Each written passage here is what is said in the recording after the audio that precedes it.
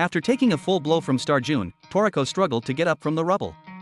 Toriko unleashed 50 fork punches, causing Starjun to fly through the wall, but Toriko relentlessly pursued him and continued to unleash his fork punches, sending Starjun flying out of the stadium.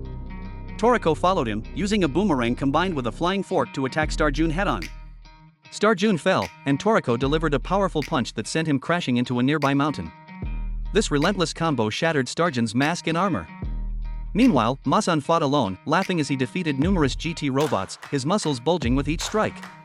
The chefs in the arena launched fierce attacks, but their numbers remained relentless.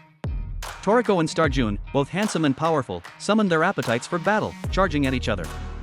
Toriko landed a fork punch to Starjun's abdomen, but Starjun countered with a blow to Toriko's mouth. As Toriko fell, he spun, creating a leg-made blade. Starjun countered with fire, but Toriko created a fork shield. Seizing the opportunity, Toriko jumped, forming a hand blade and struck Starjun, but it was Toriko who fell first. Toriko pushed Starjun away by his hair, but after a relentless assault, Toriko's arms were immobilized. Masan sat atop a pile of GT robot corpses, reminiscing about his past encounter with Godfather. Godfather taught Masan that with great power comes great responsibility and subdued Masan with a single finger. Since then, Masan's power had been sealed, and now he used electric shocks to release the seal, his strength increasing by the minute. Meanwhile, the chefs continued their battle against endless waves of creatures. In a dangerous moment, Komatsu received help from the Rice King's grasp, and the sous chefs of Bishokukai began to join the fight. Match and the Gourmet Knights were ready for action, as Match once again faced the dual-muscled opponent, determined to defeat him once more. Despite the efforts of the Yakuza and the Gourmet Knights, they were overwhelmed by Yu's single-handed onslaught. Takamara battled a half-human, half-beast mummy, breaking its ribs, but the creature retaliated, sending Takamaro crashing into a wall. The pot artisan Kuribo, tasked by the IGO president to monitor Kusero, suspected him of being a spy for Bishokukai. After clashing with Takamaro, the half-beast mummy turned its attention to Brunch, hoping to capture him alive for the boss. Brunch, without many words, unleashed a 1000 volts current, more powerful than Pikachu's.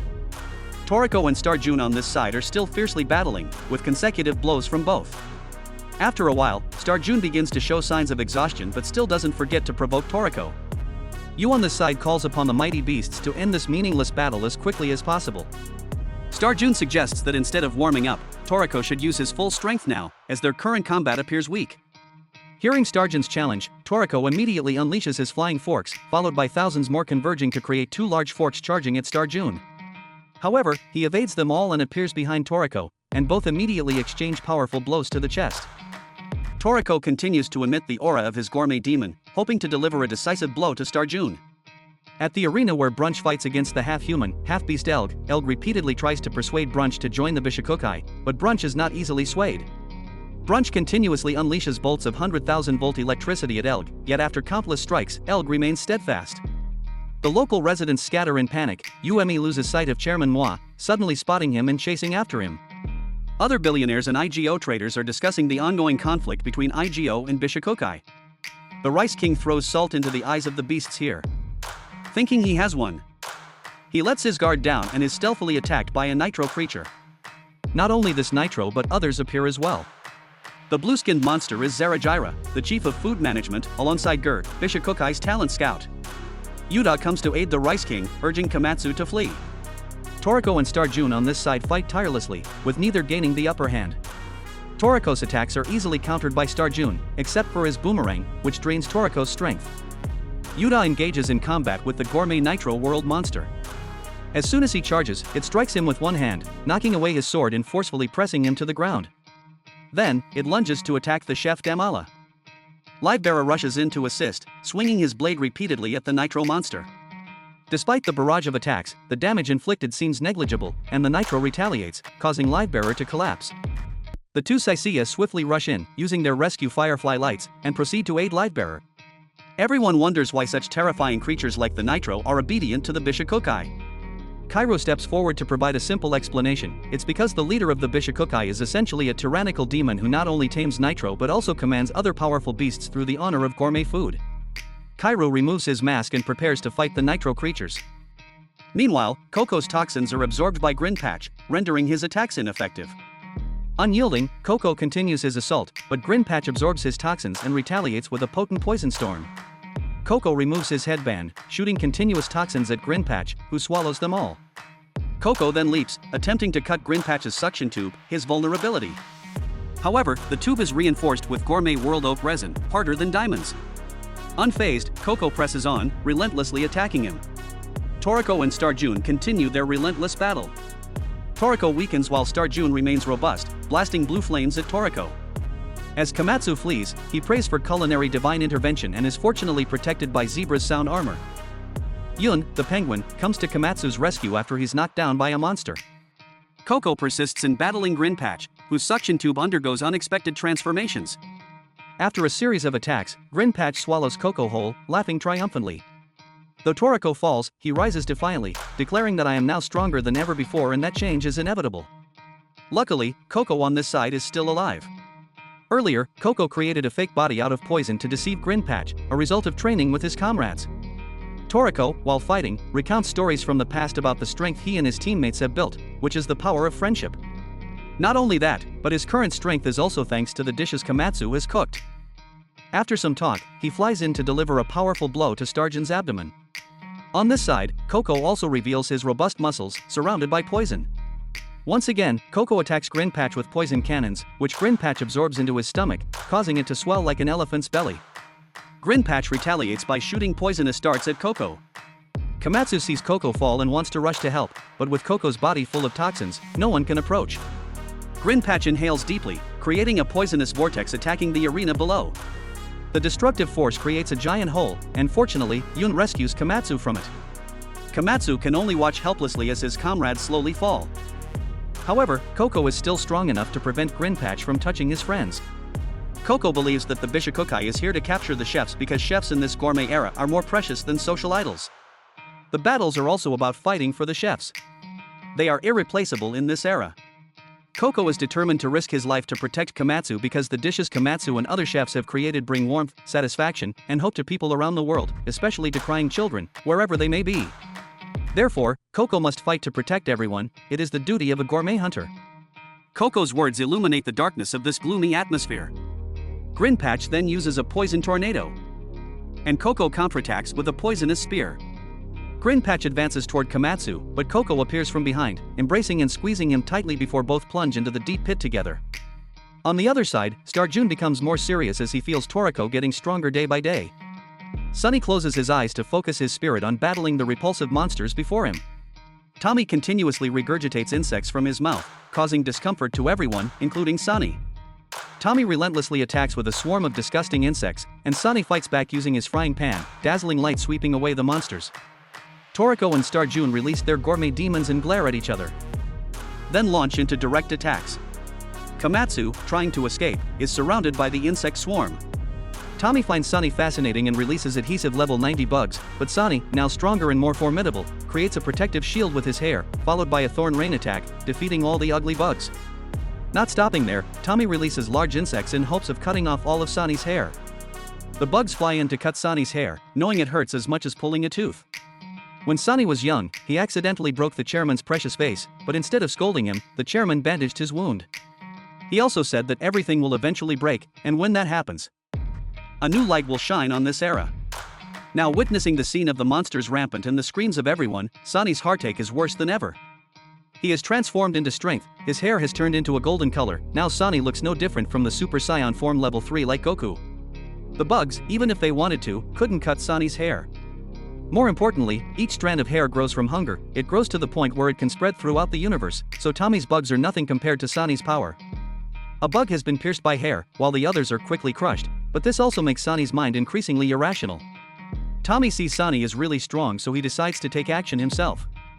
Calmly dealing with his bugs because they are too useless, he lands on the ground facing Sunny, but before he can attack, he is already hit by Sunny's hair, breaking an arm. But the problem Sunny faces is also very serious, something is waiting to break out and control Sunny's mind, so before it's too late, Sunny has to defeat his opponent as quickly as possible. Tommy uses his speed to dodge Sunny's hair with eyes formed by hundreds of tiny eyes. He can observe all the movements of Sunny's hair and realize that in this form Sunny cannot fully control his hair, so he takes the opportunity to get close and attack. Sunny had no choice but to revert to his old form for defense, but while focusing on attacking Tommy. Tommy's severed arm unexpectedly grabbed Sunny's neck from behind. Seizing the opportunity, Tommy rushed in and landed a punch on Sunny. He grabbed Sunny's hair, then kneed into his abdomen, using force to throw Sunny to the ground. Finally, he coldly used his hand to stab through Sunny's chest. At that moment Sunny's seal is also broken. Tommy is joyful but unexpectedly realizes that his hand is stuck, while Sunny's hair turns yellow again covering his face. Now he can fully control each strand of his hair. Tommy cannot move, although he doesn't see any of Sunny's hair clinging to him. It turns out that Sunny has used his cut hair to lock him tightly. Sunny also knows that Tommy's severed arm can be controlled remotely, so he deliberately creates this trap to lure him. Now with this bright hair Tommy's fate is sealed, but he is also the first person who can touch Sunny and cut so much of his hair like this. Now both are extremely focused before the opponent's final blow. In a moment Tommy's left arm is swallowed up by Sunny's hair. The hungry demon inside Sunny is extremely dangerous, and then when both attack, Tommy is pierced by Sunny's hair. He tries to fight to the end but still cannot escape the fate of being swallowed up by Sunny's hair. Although victorious, Sunny himself has been quite seriously injured. Komatsu, at this moment, witnessed the people protected by Zebra being escorted to safety. Now, Komatsu only hoped that Toriko remains safe. On the other side, Brunch saw the face of Elg. Before he could introduce himself, he was struck by high-voltage electricity, but surprisingly, Elg could still regenerate as before. Even after enduring a lightning strike from Brunch, he could still recover and counterattack. This makes Brunch unable to understand. The truth was that Elg was the oldest member of the Bishokukai organization. His lower body was the Horse King, an immortal from legend. To attain the eternal youth and immortality of the Horse King, he fused with it. Upon hearing this, Brunch immediately drew his Thunder Sword to verify Elg's immortality. In a flash, he lunged forward and unleashed the Thunder God's Fury technique to shatter Elg into pieces. However, Elg, being truly immortal, regenerated his cells, surrounding Brunch with multiple replicas. A figure emerged from the ground, seizing Brunch's leg to allow another to leap forward and attack him. It turned out that within Elg's body, there were cells of tapeworms, creatures whose body, when severed, could regenerate into new entities. This revelation made Brunch realize that his opponent was indeed living up to the legend of immortality. Meanwhile, a surprise unfolded as Kuribo turned out to be a spy. He captured Ume, who fortunately was spared due to being Chairman Moa's personal chef. He, along with several others, were members of the NEO group, infiltrating numerous spies into IGO and other organizations worldwide. More importantly, the group included Zaz, a top chef. Brunch became more serious now. He continued to use electric currents to attack his opponents, creating a thunderstorm that assaulted all of Elg's replicas. However, over time, Elg's resistance to electricity increased, and hundreds of Elgs immediately rushed to gang up on Brunch. As the two batteries around Brunch's neck ran out of power, Elg did not expect this to be part of Brunch's plan. He could convert the attacks he received into electricity. Brunch unleashed a powerful lightning strike, infusing his blood into his enemy's body, turning it into a conductor that incinerated the Elgs to their very cells. Regardless of how many times Elg regenerated his body, Brunch's blood remained inside, shocking him. Finally, Elg could no longer bear it and revealed his true form, over 200 years old. Feeling ugly, he covered his real appearance, but to Brunch, he looked handsome compared to the mutant creatures in his village. Upon hearing this, Elg smiled and dissipated into dust. At this point, Zebra had completed evacuating the people from the arena and was ready for combat. The audience and Tina outside the stadium couldn't understand how they could safely leave. The host immediately used the microphone to announce that it was thanks to Zebra. Meanwhile, Yuta and Kairu couldn't stop the Nitro monster. Other chefs were quickly subdued and captured by the Bishokukai. Just as the monsters were about to attack them, they sensed an extremely dangerous presence, akin to death itself, which was none other than Zebra. Meanwhile, Zong and his two siblings were planning to escape, but Zong wanted to stay because if he left, who would defeat Nitro? His younger sibling expressed profound admiration for Zong, touching him deeply as he hugged them both, bolstering his courage to fight. However, upon seeing the terrifying monster before him, he became frightened. Luckily, Setsuno arrived to rescue them. She instructed them to flee and leave the matter to the elderly. True enough, she swiftly defeated the lingering monsters with a single move. At that moment, Setsuno's opponent appeared. She was Chiyo, wielding a lightning-fast dagger to attack Setsuno. On the other side, Zebra easily knocked Zarajira thousands of meters away. As for Rin, she had to fight 3 opponents at once, so she summoned a gigantic sword and swung it in a sweeping motion, putting the monsters to sleep with a single strike. Match, on this side, also easily countered his opponent's attacks with his sword. Even though the opponent had increased strength, Match still managed to win. At this point, Zebra had to contend with a Nitro monster. He easily twisted its arm and delivered a blow, then used his sound gun attack. Taking a deep breath, Zebra unleashed a horrifying roar, followed by a sound punch, causing the remaining 2 Nitros to want to gang up on him, but Zebra blew them away with his bazooka sound waves. On the other side, Setsuno gained the upper hand by reducing the air pressure around her opponent, but her opponent also took advantage of it to increase speed, yet all her tricks were defeated by Setsuno. Unexpectedly, Kuribo grabbed her, and Kusero immediately drained her calories, while Chef Zaz used his sword to strike Setsuno. Fortunately, she was still strong enough to not be defeated, even managing to escape the encirclement. Seeing the scar on Zaz's eye, Setsuno remembered a legendary chef who won the championship in the first tournament. Named Joie, known as the Dark Chef, who was probably the one Zaz obeyed. Caught off guard, Zaz stabbed Chio because she was just blocking the way for him, and Kusero immediately struck her down. The purpose of the Neo organization is to create chaos through the battle between IGO and Bishokukai, and they have a deeper purpose. Zaz wants Setsuno to join the Neo organization. Of course, she refused. Now the Neo organization's spies, including Vice President Shigematsu, took action. He took advantage of Mansam's inattention and attacked him by surprise. Komatsu and Yun, after much effort, found Toriko, only to see Toriko being beaten up by Star June. Seeing Toriko being defeated, Komatsu couldn't believe his eyes. All the memories rushed back. Where was the strong Toriko against the monsters? Where was the Toriko who always defeated his enemies and became stronger after each battle, and happily smiled while eating delicious food cooked by Komatsu? Seeing Toriko's current situation, Komatsu was extremely worried, but he was not Starjun's opponent. Inside Toriko's mind, his demon continued to lecture on the power of friendship.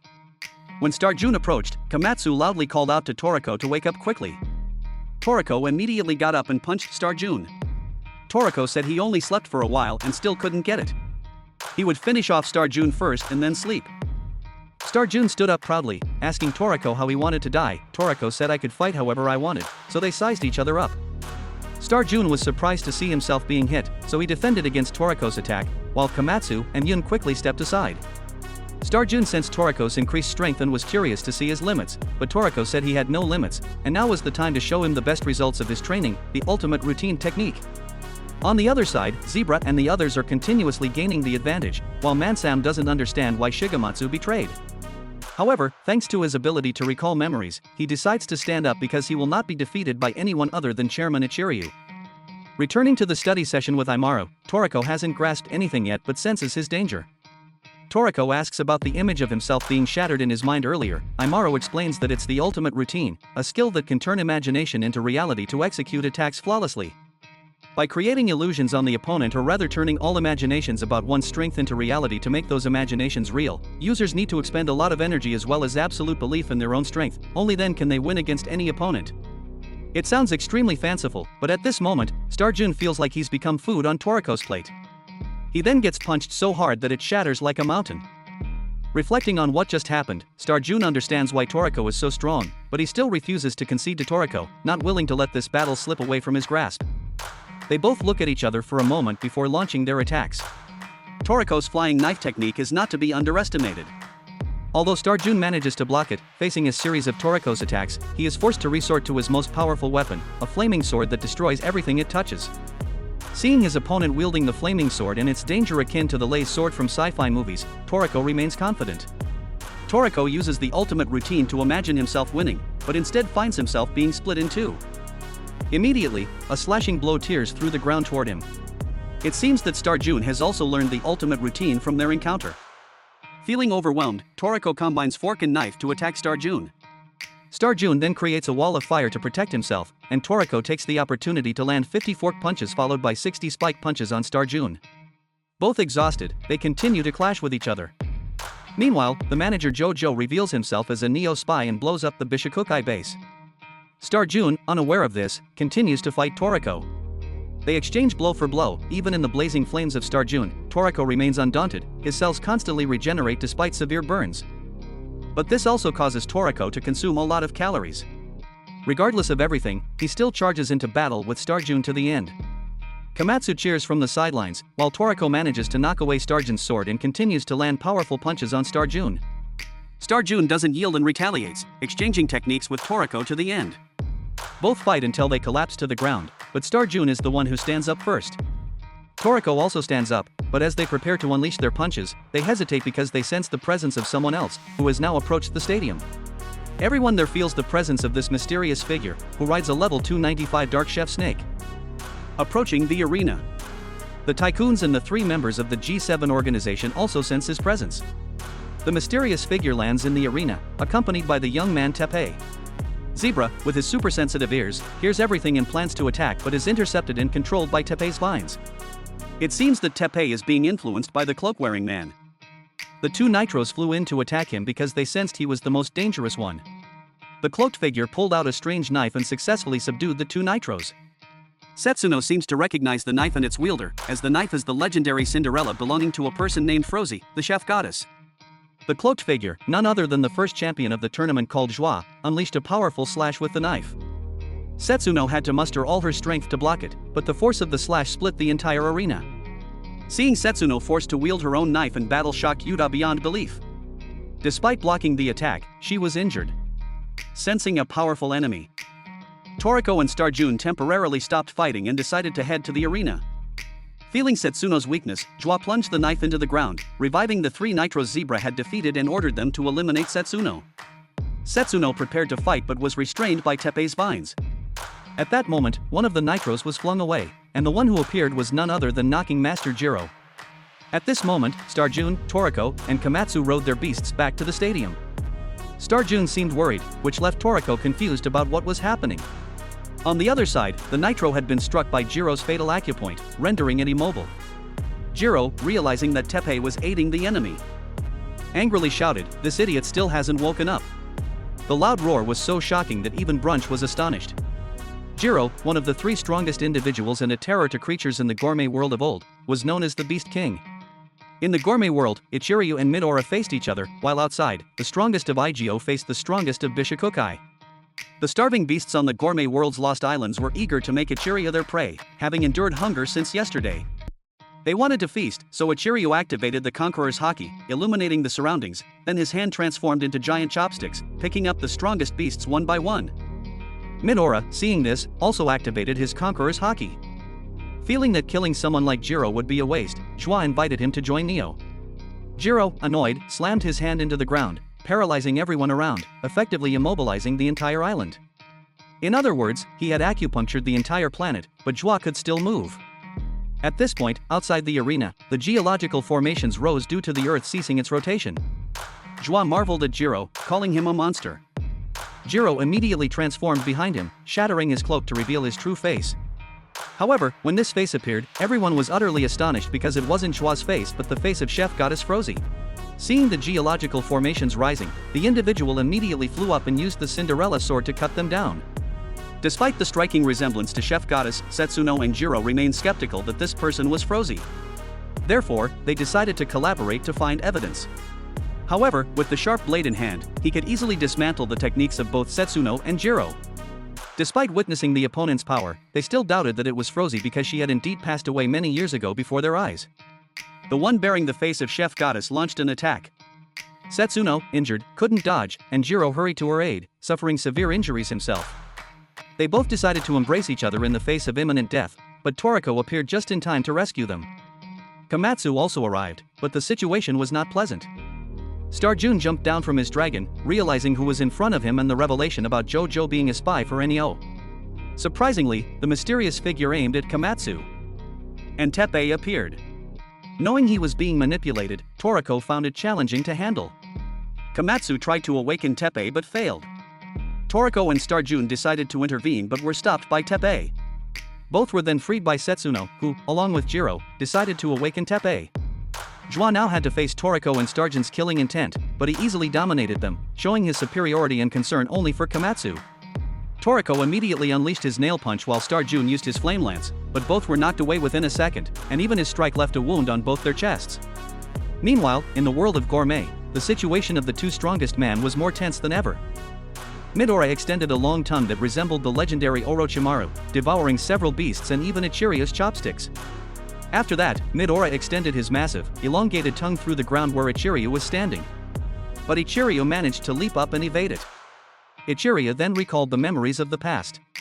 In the past, famine and war led to scarce ingredients, forcing Midora to steal from others to survive. He endured countless beatings and even fainted due to hunger. Fortunately, Chef Goddess Frozy found and took care of Midora with great affection. Frozy's care and nourishment quickly restored Midora's health, surprising Frozy herself. Upon seeing others approaching, Midora attacked, but Acacia overlooked him, considering Midora a new member of the family. Acacia named each member of his family. The eldest, Ichiryu, was called Dragon, the second, Jiro, was Wolf, and finally, Midora was named Tiger. From then on, the three, along with Acacia, hunted rare ingredients. Jiro also introduced his traveling companion, Setsuno, to the family. Those moments together were the most precious to Midora until the day God appeared. It drove Frozy to search for God to fill the hungry bellies of people worldwide.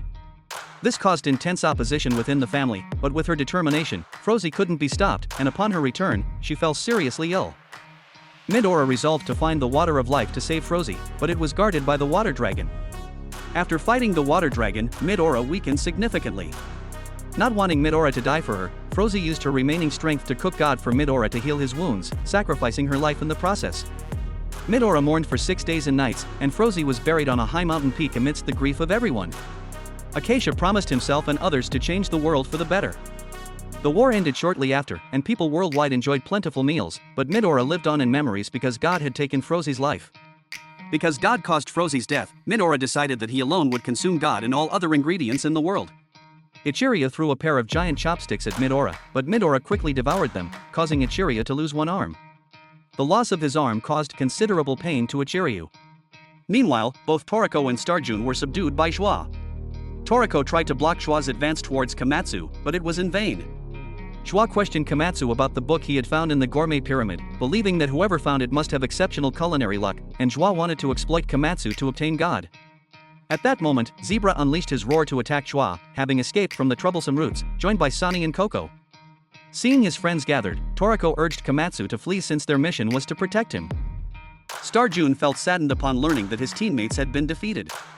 Joie believed that all 4 heavenly kings were severely injured, questioning how they could possibly win against him.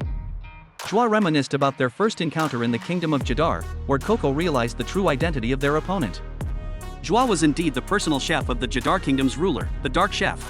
Seeing the 4 heavenly kings engage, Jiro and Setsuno put all their efforts into awakening Teppei. However, he suddenly used acupuncture on himself and then punched Jiro. This led to a fierce hand-to-hand combat between them, but with Teppei's current strength, Jiro needed Setsuno's assistance. On the other side, Zebra disregarded the identity of his opponent and immediately launched a sound orb combined with Sunny's poisonous hair technique straight at the formidable Joie. Despite Joie's immense power, he remained unscathed. Zebra persisted with his sound orb, but Joie swiftly countered it with his knife, followed by a series of slashing attacks. Even Sunny's hair couldn't withstand the assault. And all 3 had to brace themselves against the onslaught until Toriko intervened to create a barrier. Despite Zebra and Sunny's coordinated attacks, Joie effortlessly repelled them all with his sword. Inside, the members of the Neo organization had started to vote on recruiting additional members. They intended to utilize the reserve of ingredients at the casino and wait for Joie to return with Komatsu to persuade him to join their ranks. The battle with Teppei was intense. He easily severed Setsuno's sword, enraging her, but she managed to trap him by controlling the pressure around him. Jiro took the opportunity to push back Teppei. Though Jiro collapsed due to severe injuries, he successfully sealed the cells controlled by Joie in Teppei's body. Now, they could only wait for the outcome of Toriko's group's battle. However, the situation looked bleak, with even the 4 heavenly kings on the verge of defeat. Joie then proposed that Komatsu join the Neo organization to help him reshape the world's order. However, Komatsu refused because he was Toriko's teammate and his only wish was to find God and fulfill Acacia's menu. More importantly, Komatsu would never serve someone who viewed chefs as mere tools. Seeing this, Joie decided to send Toriko's group to heaven to threaten Komatsu, as the solar eclipse was imminent and God would appear, ensuring that Joie would never give up. Zebra asked if it must be very delicious, and Joie remarked that he was truly foolish, as having God in one's hands meant having the power to control the world. However, Komatsu didn't care about that, and not even the 4 heavenly kings would let someone like Joie interfere with Acacia's menu. Toriko also didn't give up because God would be the full course in his complete menu. Seeing that all 4 heavenly kings were still alive and well, Joie planned his move, but his sword suddenly was firmly held by Starjun. His forehead began to glow, and his third eye awakened through the battle with Toriko, awakening Starjun's gourmet cells. Starjun pointed his finger to the sky, concentrating his power and launching a direct attack at Joie. However, he was still no match for Joie. The heavenly kings then pooled their strengths, channeling and combining them. After much effort, they created a sphere containing the power of their friendship. Then, the 4 combined their efforts to push it towards Joie.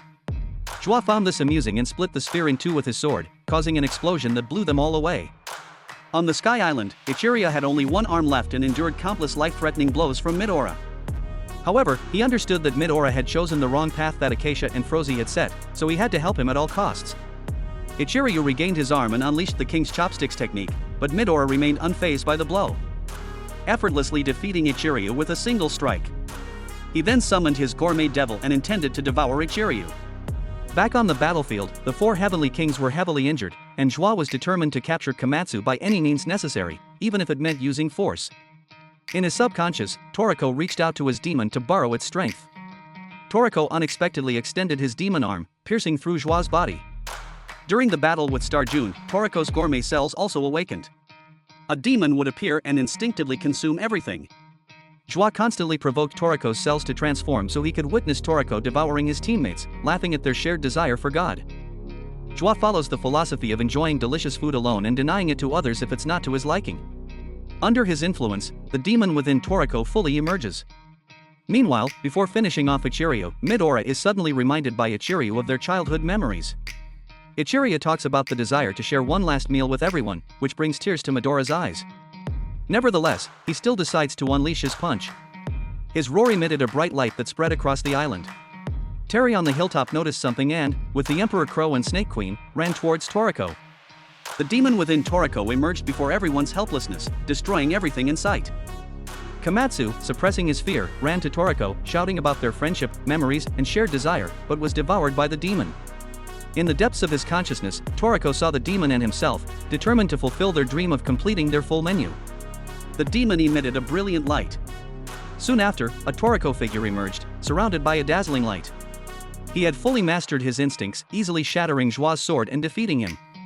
Joie charges forward with his sword, but is blocked by the power of friendship, fueled by the adventurous memories that give strength to Toriko and the gratitude for the ingredients that make delicious dishes. Joie cannot comprehend this, believing that ingredients are merely tools for controlling the world. He then transforms into a giant demon to try to defeat Toriko.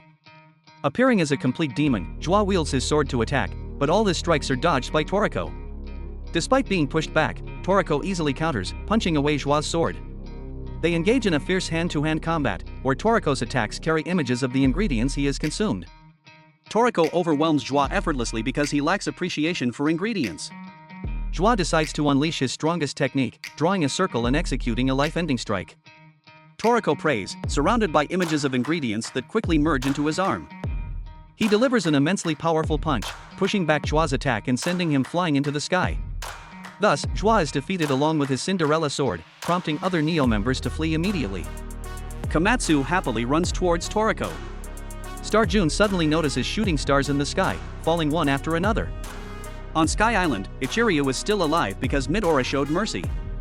Facing the meteor shower, Toriko and the four Heavenly Kings join forces to protect everything, including the animals and other people, and eventually, peace is restored.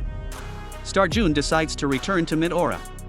Komatsu asks Star June to deliver a message to Otaki, promising a rematch at next year's food festival. Star June advises Komatsu to deliver the message himself and promises Toriko to meet again in the gourmet world for another showdown. At the hospital, Mansam are being treated, and the truth about President Shigematsu and Director Yum being spies is heart-wrenching. However, the immediate concern is to rebuild the city, and Mansam is finally praised for his handsome looks. Unexpectedly, Midora appears with President Ichiryu in hand, returning him to Toriko before leaving. However, Jiro and Setsuno didn't want him to leave with an empty stomach. Just then, Komatsu brought out a ocean soup to treat them, reminding him of memories with Frozy. They all sit together to eat.